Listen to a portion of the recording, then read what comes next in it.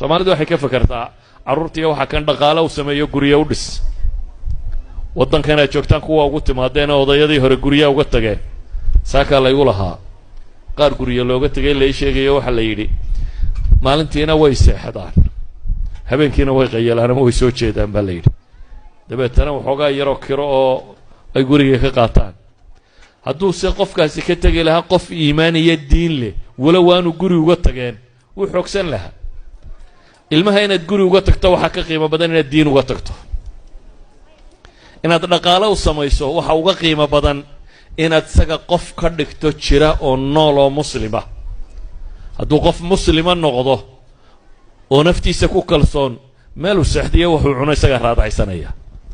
adiga xilka ku saarani kaama xilka ku saarani waxa weeyaan falaa tamuutunna ilaa wa antum muslimuun